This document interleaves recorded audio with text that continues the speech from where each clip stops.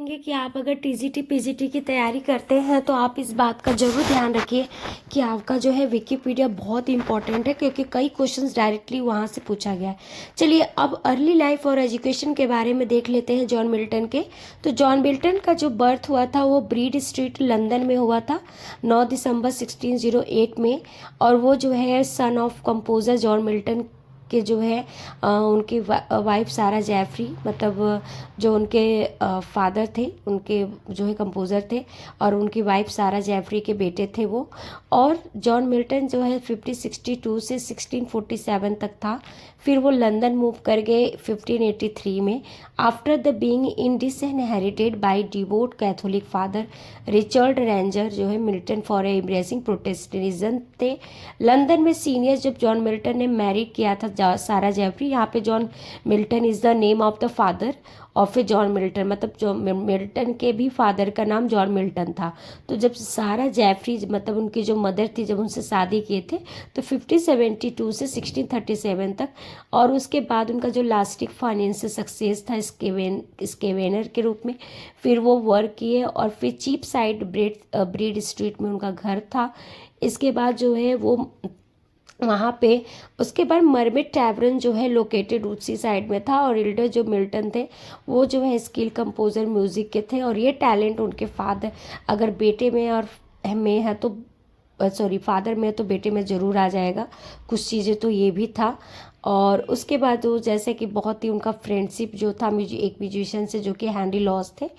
फिर उसके बाद मिल्टन के फादर ने जो है अपने बेटे को जो है प्राइवेट ट्यूटर के रूप में थॉमस यंग को रखा था। थॉमस यंग एक स्कॉटिश प्रेबिस्टेरियन थे। फिर उन्होंने एमए और जो है यूनिवर्सिटी ऑफ एसटी एंड्रीज से। फिर यंग बहुत ही इन्फ्लुएंस्ड हुए थे रिलीजियस रेडिकलिज्म से।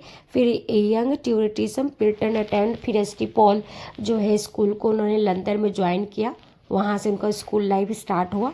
फिर वो स्टडी स्टार्ट किए। फिर सबसे पहले 2 लैंग्वेज उन्होंने सीखा, लैटिन ग्रीक, और उसके बाद क्लासिकल लैंग्वेज को उन्होंने मतलब पोएट्री में थोड़ा क्लासिकल लैंग्वेज को भी यूज़ किया। आई मीन इंग्लिश पोएट्री में यूज़ किया था और प्रोज में इंग्लिश यूज़ किया था, और उसमें लैटिन और इटालियन भी ला दिए थे। मिल्टन का जो फर्स्ट कंपोजिशन जो है प्लाम्स था वो उन्होंने एज 15 में लिखा था लॉन्ग बेनिंगटन से। और उनका कॉन्टेम्परेरी सोर्स जो था वो brief lives of the John Aubrey से था।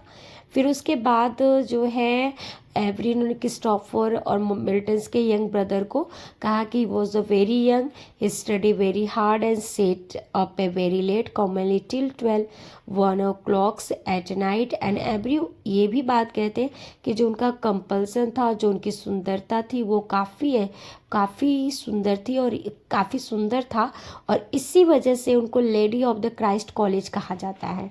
ये बात एवरी ने कहा था, ठीक है, UPERY है।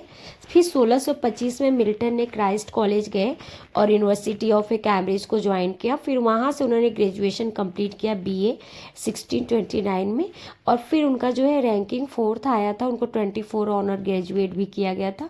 फिर उसके बाद उन्होंने प्रिपेयरिंग किया एंग्लिकन प्राइस्ट के रूप में।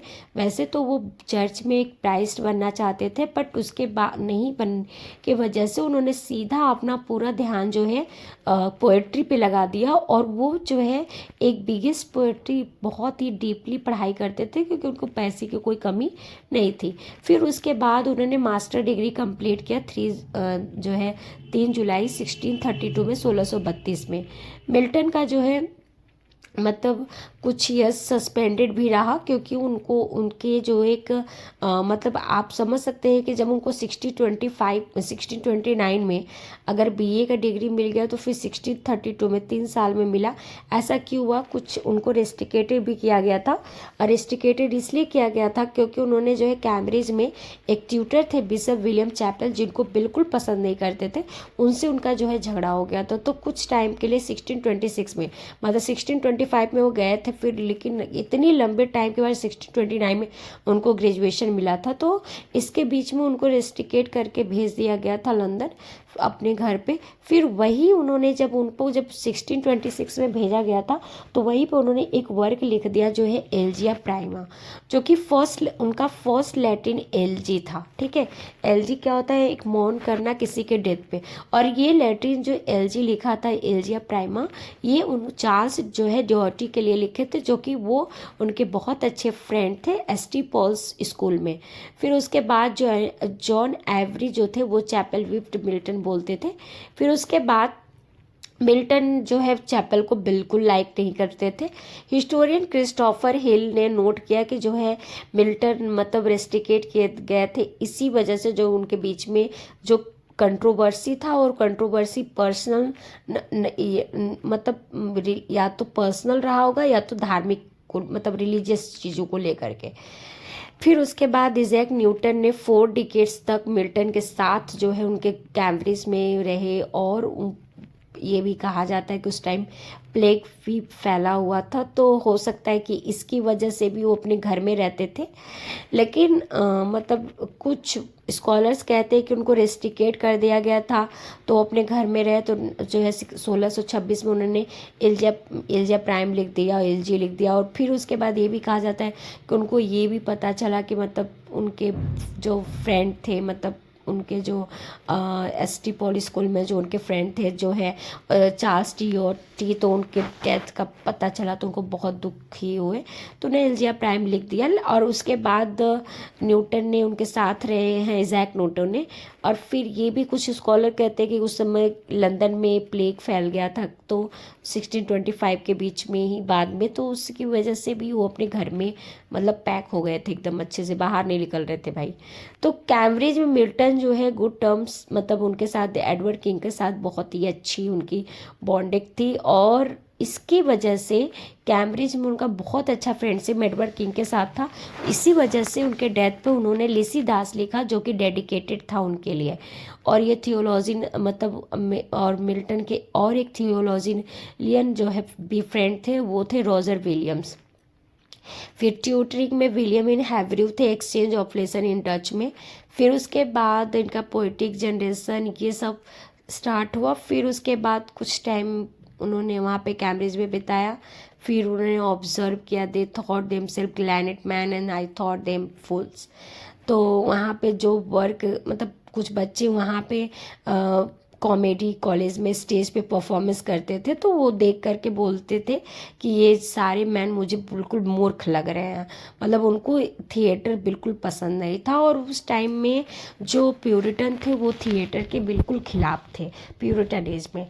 Milton also did Stanford university curriculum, और वो वहाँ के यूनिवर्सिटी के जो कैरिकुलम था उससे भी मतलब वो डिबेट करते थे, मतलब टॉपिक्स को उठाते थे। उन्होंने कई बार उस चीज़ पे मतलब बोला भी था।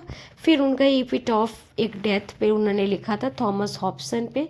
फिर उसके बाद कैम्ब्रिज के दौरान उन्होंने जो है शॉर्टर इंग्लिश पोएम्स भी लिखे थे, जो इंग्लिश पोएम शॉर्ट में था कैम्ब्रिज के दौरान लिखे थे। मतलब ये हम कह सकते हैं कि 1625 में एडमिशन हुआ है और 1632 के बीच में उन्होंने कई वर्क लिख दिया। सबसे पहले हम अगर देखा जाए तो हमने पहले वर्क उनका सोनेट देखा, जो कि सोनेट नहीं सॉरी एलजी देखा, जो कि एलिजिया प्राइम था। उसके बाद उन्होंने जो है फिर उनके लिसिदस उन्होंने लिखा एडवर्ड किंग को एड्रेस करने के लिए, और उनके अच्छे फ्रेंड थे। फिर उन्होंने जो है एक बहुत ही अच्छी पोएम लिखी थी जो कि प्रिंट हुई थी, और वो पोएम था जो है मतलब on the morning of a Christ nativity, और उस पर एपिटाफ था admirable dramatic poet William Shakespeare.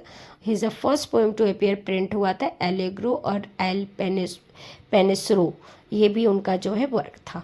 तो अब हम चलते हैं, ये तो वर्क हम लोगों ने कंप्लीट कर लिया, बाकी अब हम चलते